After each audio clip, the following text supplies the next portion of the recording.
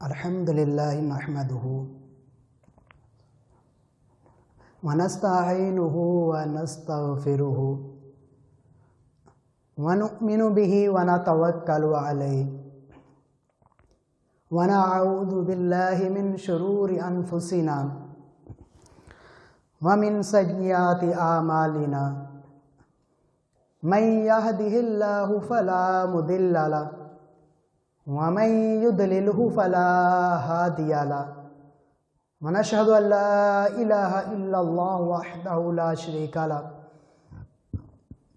ونشهد أن سيدنا ومولانا محمدا عبده ورسوله قال الله تبارك وتعالى في القرآن المجيد إن الله وملائكته يصلون على النبي یا ایھا الذین آمنوا صلوا علیہ وسلموا تسلیما۔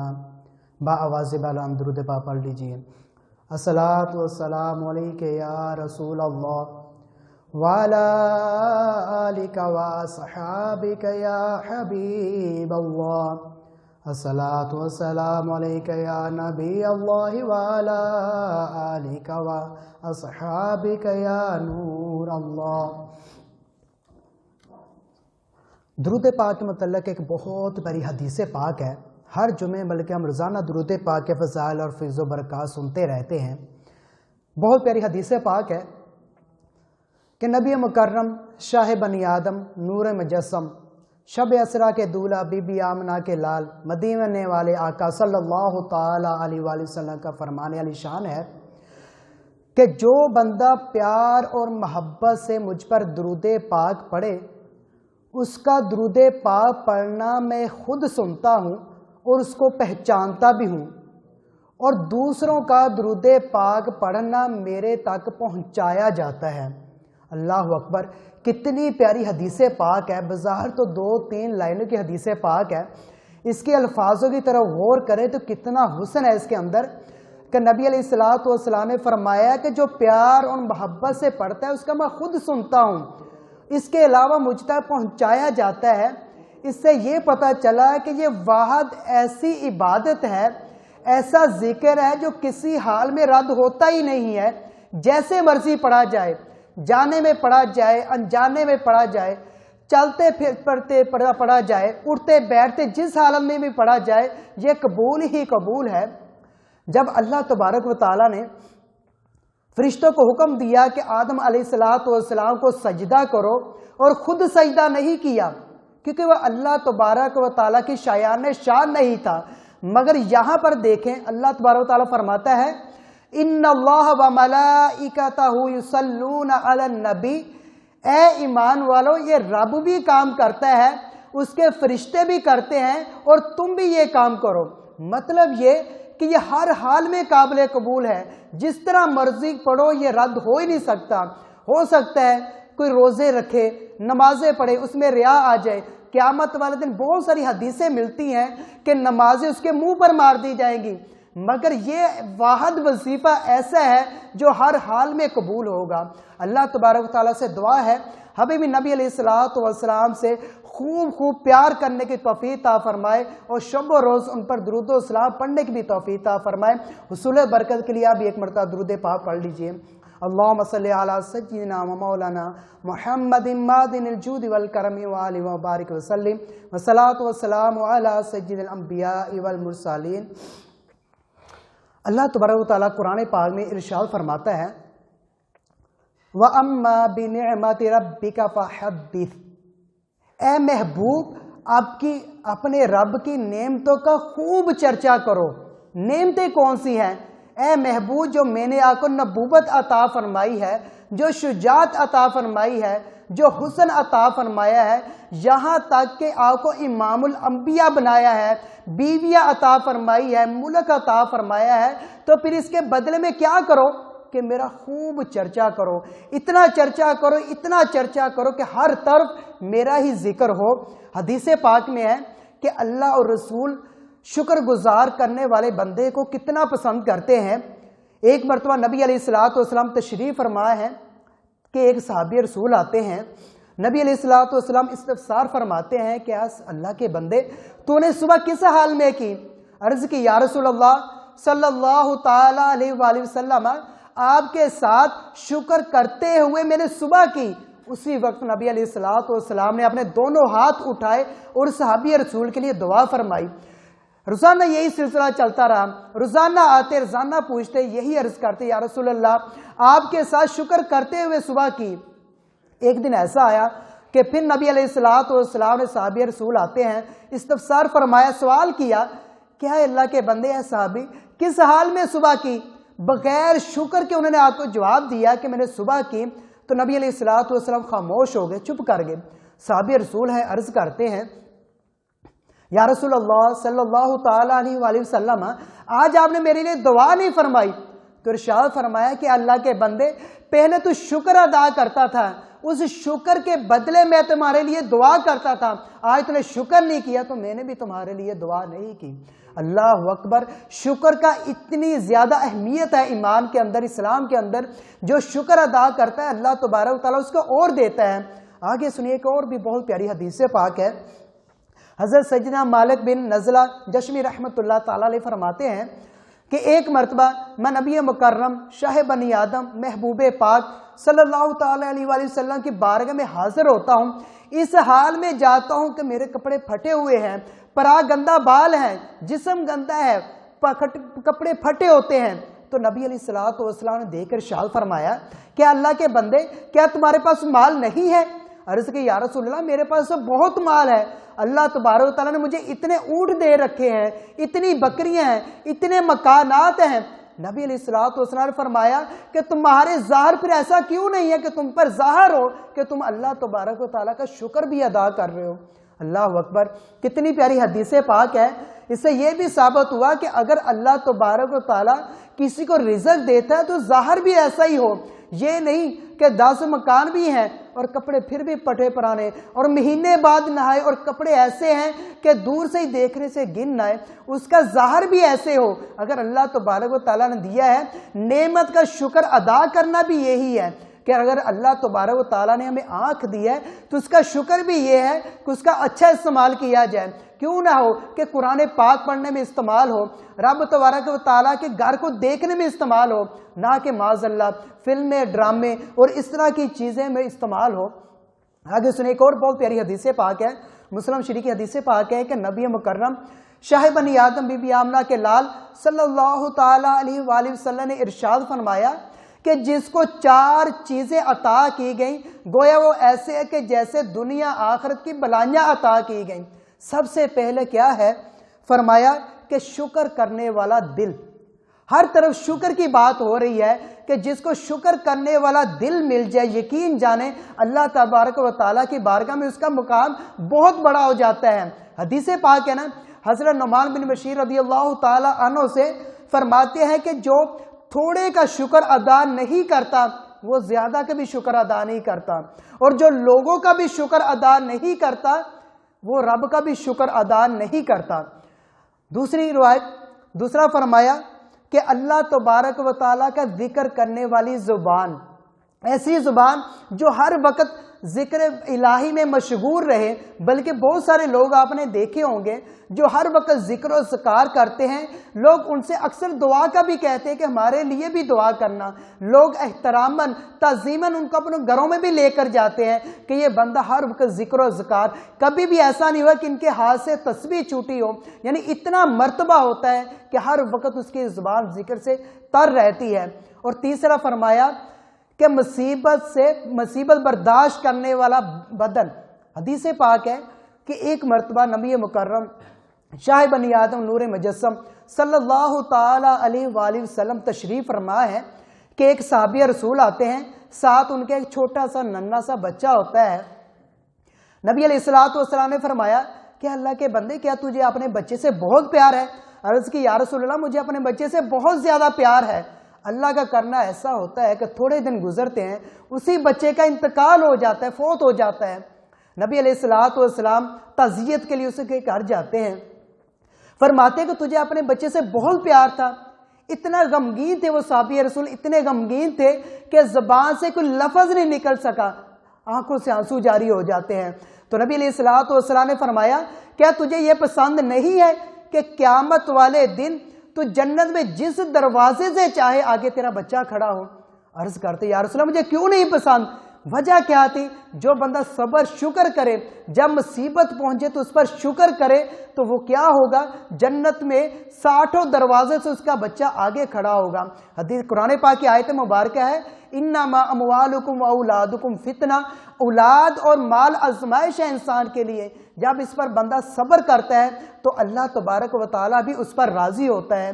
آگے سنیے، چوتھا ہے ایسی عورت جو اپنے مرد کی عزت، مال، جان کی حفاظت کرنے والی ہو۔ خدا کی قسم کسی کو اچھی بیوی مل جائے یہ اس سے بڑی نعمت بھی کوئی نہیں ہے۔ جو اس کی مال اور جان میں حفاظت کرے، وہ باہر جائے، ڈیوٹی پر جائے تو عزت کی حفاظت کرے، اس کی مال کی حفاظت کرے۔ یہ نہیں کہ مرد کو پتہ ہی نہیں ہے اس کے مال میں تصرف کر رہی ہے، اس کو پتہ ہی نہیں ہے اس کے کپڑوں سے پیسے نکال رہی ہیں۔ بہت ساری عورتیں ہیں جو ہر بات مرد کی مانتی ہیں، پھر اللہ تبارک و تعالیٰ اس پر کرم کتنا فرماتا ہے۔ آگے سنیے، شکر کے متعلق ایک بہت پیاری روایت ملتی ہے کہ سیدنا موسیٰ علیہ السلام جب کوہ طور پر اللہ تبارک و تعالیٰ سے ہم کلام ہونے جاتے ہیں تو راستے میں 2 شخص ملتے ہیں۔ ایک بندہ ملتا ہے بہت امیر کبیر ہوتا ہے، عرض کرتا ہے یا سیدی اے موسیٰ علیہ السلام اب اللہ تبارک و تعالیٰ سے ہم کلام ہونے جا رہے ہیں، میرا بھی سلام عرض کیجئے گا، اور عرض کیجئے گا کہ اے باری تعالیٰ تو نے مجھے بہت رزق دے دیا ہے، اتنا رزق دے دیا ہے اب تو سنبھالا بھی نہیں جاتا، میں لوگوں کو جتنا تقسیم کرتا ہوں، جتنا صدقہ خیرات کرتا ہوں اتنا ہی بڑھتا جاتا ہے۔ رب تبارک تعالیٰ سے عرض کیجئے گا کہ اس سلسلے کو منقطع کر دے، اس میں بریک لگا دے، اب رزق اور مجھے نہیں چاہیے۔ آگے جاتے ہیں موسیٰ علیہ السلام، ایک اور شخص ملتا ہے جو کہ برہنہ بیٹھا ہوتا ہے، جسم ننگا ہوتا ہے، اپنے آپ کو اس نے جو ستر ہوتا ہے وہ ریت کے اندر چھپایا ہوتا ہے۔ عرض کرتا ہے اے نبینا علیہ السلام اب اللہ عز و جل کی بارگاہ میں جا رہے ہیں، اللہ تبارک و تعالیٰ کی بارگاہ میں میرا بھی سلام کہنا اور عرض کرنا یا باری تعالیٰ مجھے بھی کچھ عطا ہو جائے، بہت دیر ہوئی کچھ عطا نہیں ہوا، جسم پر پہننے کے لیے کپڑا بھی نہیں ہے۔ موسیٰ علیہ السلام فرمایا کہ آقا بھی پیغام دے دوں گا۔ جب موسیٰ علیہ السلام اللہ تبارک و تعالیٰ کی بارگاہ میں جاتے ہیں، عرض کرتے ہیں یا باری تعالیٰ تیرے 2 بندوں کا پیغام ہے، ایک پیغام تو یہ ہے کہ اس کے پاس مال بہت ہو چکا ہے، وہ کہہ رہا تھا کہ بریک لگا دے۔ اللہ تبارک و تعالیٰ فرماتا ہے کہ اے موسیٰ جب وہ بندہ ملے تو اس کو یہ جا کے کہنا، اور جب یہ دوسرا بندہ ملے اس کو جا کر یہ الفاظ کہنا۔ ابھی موسیٰ علیہ السلام جب واپس آتے ہیں، جو پہلے امیر کبیر آدمی ہوتا ہے اس سے ملاقات ہوتی ہے۔ عرض کرتے ہیں یا سیدی آپ گئے تھے تو کیا بنا؟ موسیٰ علیہ السلام نے فرمایا کہ تمہارا کام ہو گیا ہے۔ عرض کی کیا کام ہوا ہے؟ کہتے ہیں اللہ تبارک و تعالیٰ نے فرمایا ہے کہ تم میری ناشکری کر دے تمہارا رزق کم ہونا شروع ہو جائے گا۔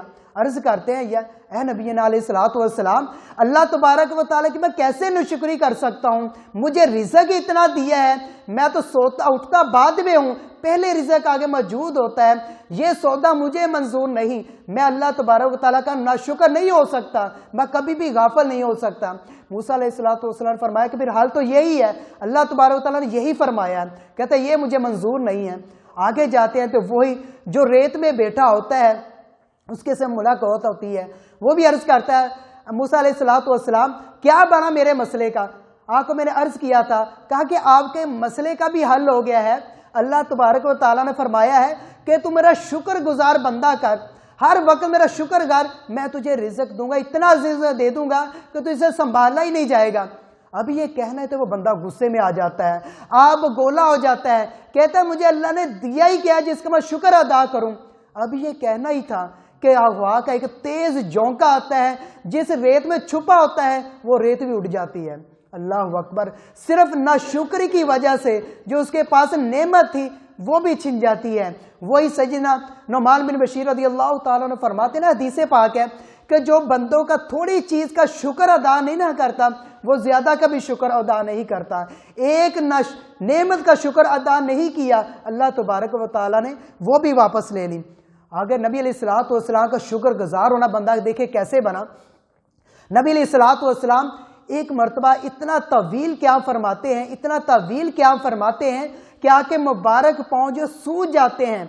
صحابہ کرام عرض کرتے ہیں یا رسول اللہ صلی اللہ تعالیٰ علیہ وآلہ وسلم آپ کو اتنا لمبا قیام کرنے کی کیا ضرورت ہے؟ آپ تو اللہ تبارک و تعالیٰ کے نبی ہیں، برگزیدہ بندے ہیں، آپ کو اتنی مشقت اٹھانے کی کیا ضرورت؟ نبی علیہ الصلوۃ والسلام نے فرمایا کہ میں اپنے رب کا شکر گزار بندہ نہ بنوں، جس نے مجھے نبوت سے نوازا ہے، جس نے مجھے ہر چیز عطا کی، کیا میں اس کا شکر گزار نہ بنوں؟ اللہ اکبر۔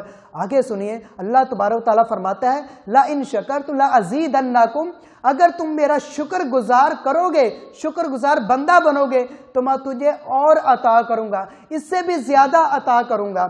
آگے سنیے، حدیث پاک ہے، نبی علیہ الصلوۃ والسلام نے فرمایا کہ جو بندہ سائل آ جائے اس کو مت جھڑکو، شکریہ کے ساتھ اس کی تواضع کرو، اگر چاہ تمہارے پاس وہ گھوڑے کے اوپر ہی آئے۔ کتنا پیارا ہمارا قاعدہ کلیہ آسان فرما دیا کہ اگر کوئی بندہ ہمارے پاس بڑی سے بڑی گاڑی پر بھی آ جائے، مدد مانگنے کے لیے آ جائے، تو اس کا شکر کے ساتھ اس کے ساتھ اچھا تعاون کرو۔ یہ نہیں ہے کہ وہ بڑی گاڑی پر آیا ہے تو اس کو ضرورت نہیں ہے، ہو سکتا ہے وہ کسی مصیبت میں ہو، کسی پریشانی میں ہو، کسی ایسے مسئلے میں پھنسا ہو جو اس کے پاس پیسے نہیں ہیں، بلکہ ہم تو حساب لگاتے رہتے ہیں یہ اتنی بڑی گاڑی میں آیا ہے، ہو سکتا ہے یہ تو ویسے جھوٹ بول رہا ہو سکتا ہے کہ اس کے ساتھ کوئی ایسا مسئلہ ہو، کوئی ایسا مسئلہ اس کو درپیش ہو گیا ہو جس کی وجہ سے اس کو ضرورت پڑ گئی ہو۔ حدیث پاک ہے کہ تمہارے پاس اگر کوئی سائل آ جائے تو اس کو مت جھڑکو، بلکہ اس کی بھی مدد کرو۔ حضرت مالک بن دینار رضی اللہ تعالیٰ عنہ سے بہت پیاری ایک روایت ہے، آپ فرماتے ہیں کہ میں لگاتار 14 سال حج کے موقع پر جاتا رہا، ہر سال جاتا تھا تو ایک درویش ملتا تھا جو یہی آوازیں لگاتا تھا، لبیک اللہم لبیک، ہر وقت یہی صدائیں لگاتا تھا۔ جب بھی آواز لگاتا تو اسے آگے سے ایک ہی آواز آتی تھی کہ لا لبیک، ہر مرتبہ یہی آواز آتی۔ چودھویں مرتبہ جب آپ جاتے ہیں اس درویش کو کہتے ہیں کہ تم بہرے ہو، ہر مرتبہ تجھے ایک ہی جواب آتا ہے، مگر پھر بھی 14 سال سے تم حج پر آ رہے ہو، ہر وقت ایک ہی صدا لگاتے رہتے ہو، کیا تجھے سنائی نہیں دیتا؟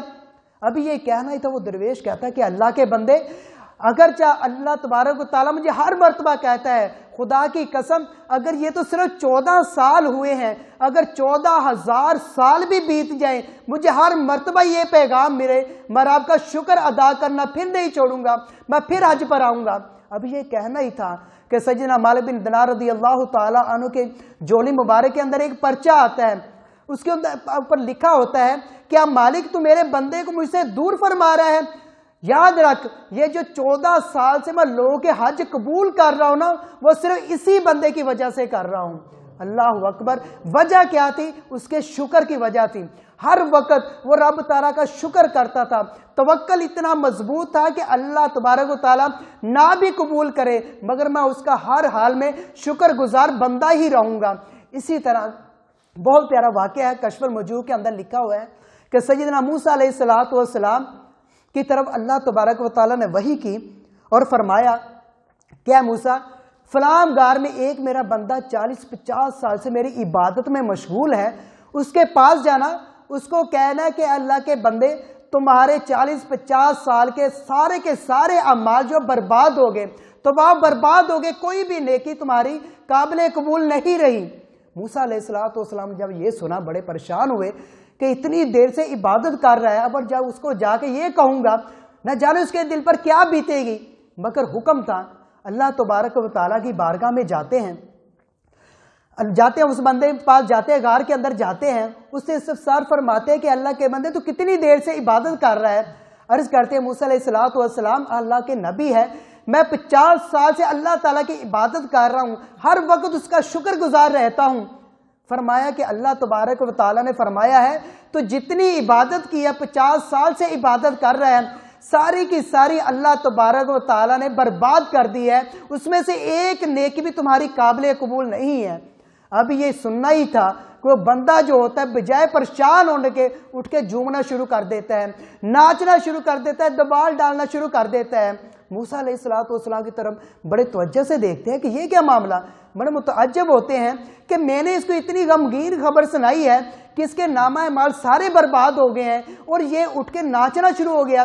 عرض کرتا ہے موسیٰ علیہ السلام اس کا ضرور دکھ ہے مجھے کہ اللہ تبارک و تعالیٰ نے میرے نامہ اعمال جو سارے برباد کر دیے، مگر اس سے زیادہ مجھے خوشی اس چیز کی ہے کہ میں اسے یاد ہوں، اس نے مجھے یاد کیا ہوا ہے، مجھے بھولا نہیں ہے۔ میں اس چیز کا شکر گزار بندہ بنتا ہوں کہ اللہ تبارک و تعالیٰ نے مجھے یاد کیا ہے۔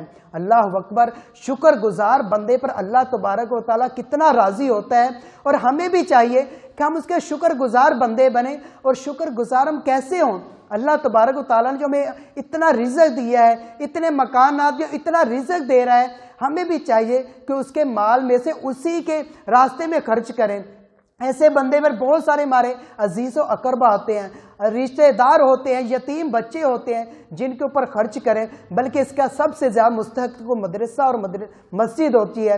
بلکہ مسجد کے متعلق بہت پیاری حدیث پاک ہے کہ نبی مکرم صلی اللہ تعالیٰ علیہ وآلہ وسلم نے فرمایا کہ جو مسجد کے اندر سے کوئی تکلیف دہ چیز کو دور کرے گا، اللہ تبارک و تعالیٰ جنت کے اندر اس کا گھر بنائے گا۔ حدیث پاک میں ہے کہ نبی پاک صلی اللہ تعالیٰ علیہ وآلہ وسلم کے دور میں ایک بوڑھی عورت تھی، بہت مشہور حدیث پاک ہے۔ وہ مسجد نبوی کے اندر جھاڑو دیا کرتی تھی، گرد و غبار صاف کیا کرتی تھی۔ بوڑھی عورت تھی، انتقال ہو جاتا ہے، راتوں رات اس کا جنازہ ہوتا ہے۔ صبح اٹھتے ہیں، نبی علیہ الصلوۃ والسلام پوچھتے ہیں کہ آج وہ عورت نہیں آئی جو مسجد صاف کرتی تھی۔ عرض کیا گیا یا رسول اللہ صلی اللہ تعالیٰ علیہ وآلہ وسلم، رات کو اس کا انتقال ہو گیا تو نبی علیہ الصلوۃ والسلام نے فرمایا کہ مجھے بتایا کیوں نہیں؟ عرض کی یا رسول اللہ آپ آرام فرما رہے تھے اس وجہ سے نہیں بتایا۔ آپ نے خود ارشاد فرمایا کہ جنازے میں جلدی کرنی چاہیے، تو نبی علیہ الصلوۃ والسلام فرمایا کہ تو مجھے اس وجہ سے نہیں بتایا کہ وہ مسجد میں جھاڑو دیتی تھی۔ آپ نے صحابہ کرام کو ساتھ لیا، اس کی قبر پر پہنچے، اور کتابوں کے اندر آتا ہے کہ آپ نے اس کا نماز جنازہ پھر پڑھا۔ اللہ اکبر، کام کیا کرتی تھی؟ مسجد کی صفائی۔ مسجد کا کام کرنا اتنا بڑا اجر و ثواب والا کام ہے۔